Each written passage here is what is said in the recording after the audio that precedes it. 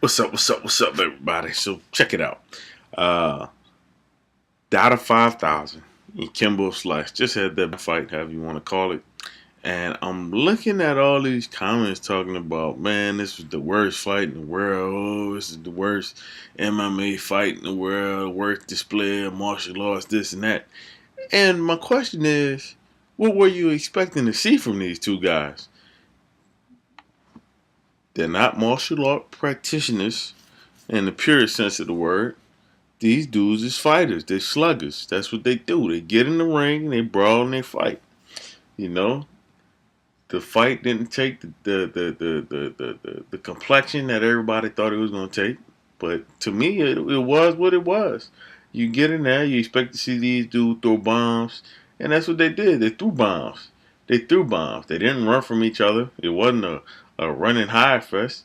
You know, Kimbo slammed the dude to the ground and he put his weight on them. These two guys that's over, probably in their natural state, man, over 200, 250 something pounds, man. These dudes is, backyard brawlers. They're not, like I said, they're not practicing Brazilian jiu-jitsu and you don't watch these guys and expect to see Kimuras and, triangle chokes and all this type of stuff. You expect to see them throwing bombs. And they tried, man. That's what they brought.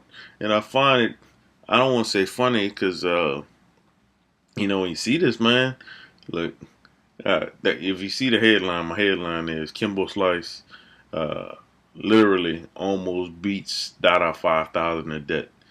This guy, he had to be helped out the ring by a stretcher, you know. And then when he got to the hospital, I was reading a little article. They say he had high levels of potassium in his body and he was severely dehydrated. Right, so you got dehydration, you got fatigue, and um, according to this article, it led to high levels of potassium in the system, which in turn caused this guy's kidneys to fail. So he had renal failure. And He's scrolling on down a little bit further. This renal failure led to the guy's heart being shut off, and he had to get his heart restarted somewhere through the night. So not only did this guy give his all for you guys to turn around and talk trash about him, he gave his all. Both of them gave their all, and he almost died. This dude almost died. He almost lost his life in the ring. Meanwhile, y'all talking crap about, oh, this was the worst fight ever. I mean, that's pitiful, man. Not just like personally, I give credit to both of these guys for and don't get me wrong. I know it's a business. They made money, but I give credit for both of these guys for getting in the ring and doing their best and giving it their all.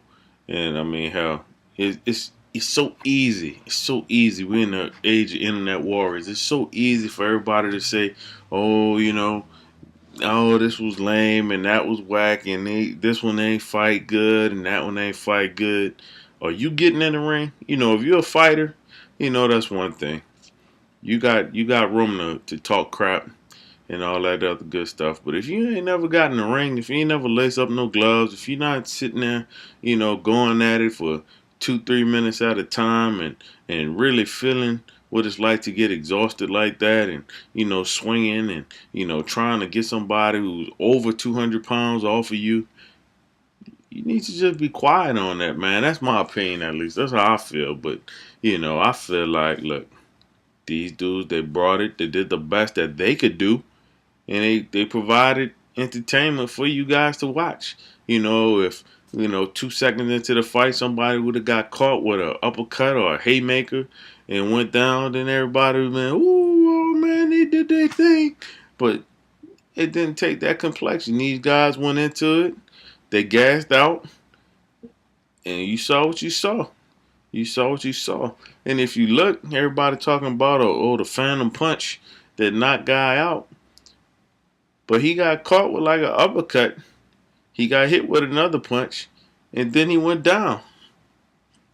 I mean, hell, it looked legit to me. It wasn't no worse than Ken Shamrock responding, 4 seconds, 5 seconds after the fact to a knee to the groin, and then being taken out the way he was taken out. But anyway, it is what it is, man. I'm just happy that neither one of these guys died.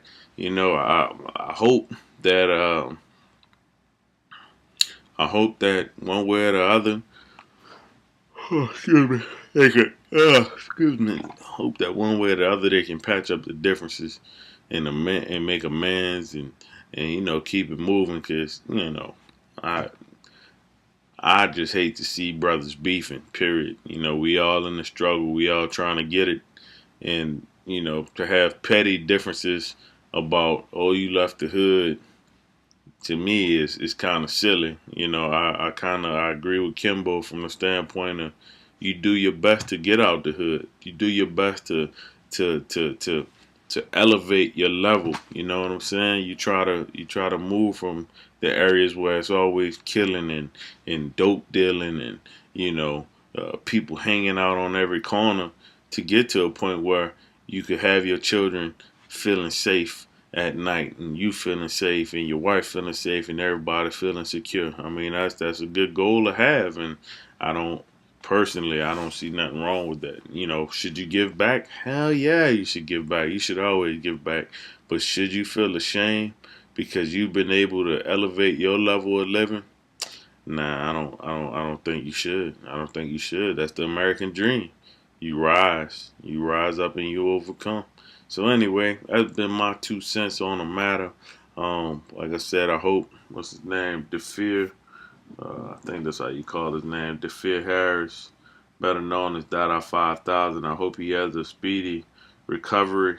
Uh, I was entertained by the fight, and I don't know why everybody else is, you know, trying to come down on these dudes so hard. Um,